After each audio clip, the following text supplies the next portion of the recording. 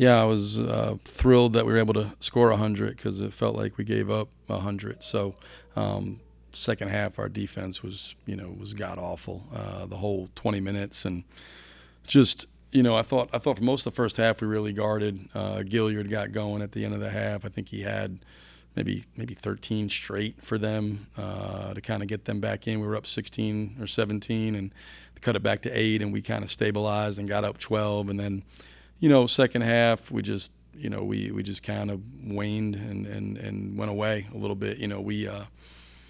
Defense, I thought, was really, really poor. Got driven.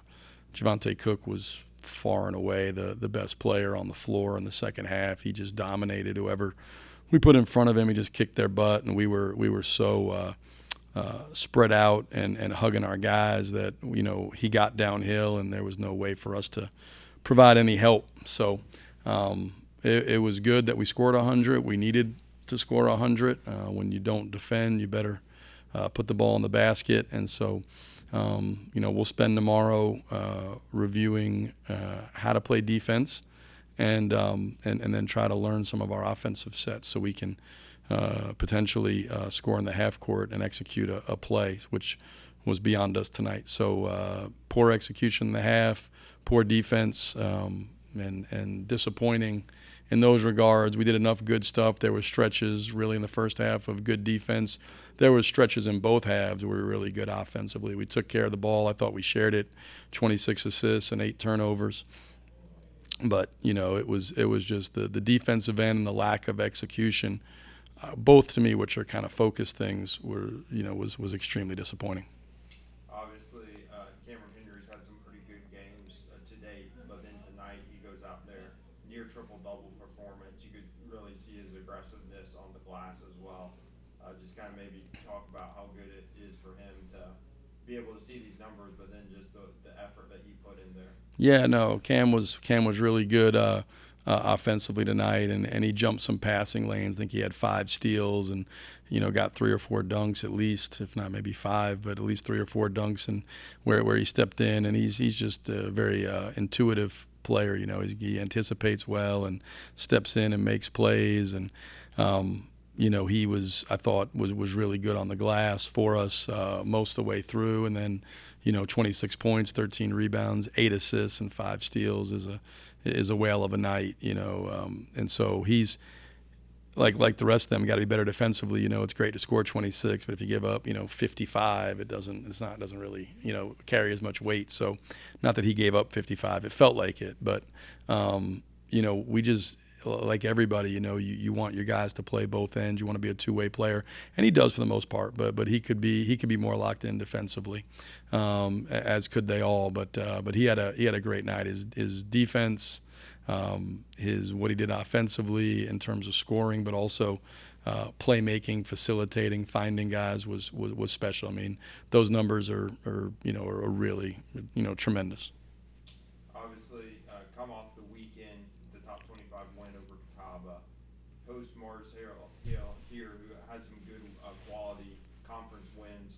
Obviously, after seeing them tonight, pretty athletic team. For sure. Travel on the road for a pair of games at Anderson, then at Tusculum.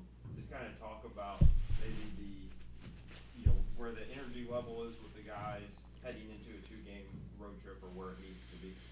Well, we just, I think we're kind of fighting, ourselves a little bit in terms of it is difficult to continue to win and also improve, right? I mean, that's, for every 100 that can handle failure, 1 can handle prosperity.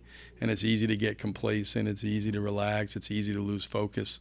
In this league, you do those things. As we've seen across the board, we've played everybody but Anderson and Tusculum, and we know both of those teams are really good. Anderson, I think, has won 9 games or 10 games, and maybe lost, either undefeated or has lost once at home, beat Belmont Abbey, who's top 4 in the region, at their place, lost to Queens in a tough game at Queens. They've had some difficult losses, but also had some injuries. They're healthy, and that'll be a tremendous atmosphere. We've gone down there before, and we went down there as number one team in the country and got beat, years back. So they'll be that's not a big gym, but it'll be a great atmosphere and against a really good team. And we'll have to play far better defense we did tonight in the second half. Our first half was fine on that end, but and then you go to Tusculum and they're going tonight, I think 5-3 in the league as well. Lost a tough one to Mars Hill on a buzzer beater by Brooks, but Mars Hill is they're the best rebounding team in the country. Lead the nation in rebounding margin, lead the nation in offensive rebounds. We're going to have to be, they last year they beat us at their place and just kicked our butts on the glass, and there's no difference. JT's got a really good team, experienced team, veteran team. Went to Queens and won already. So we'll have two very difficult, South Atlantic Conference tests Saturday and then again Wednesday. So, it's a long grind, but I told them today, I said, hey, really, in the next 39 days, somebody's going to be crowned a champion, right? I mean, that's going to be the end of the regular season. So somebody's going to win this league, and it feels like we've been going for a while because we have. I think it's been like 21 weeks since August since we started. But literally that's what there's left, I think 38, 39 days in the regular season. So, let's make everyone count. Let's not waste any time.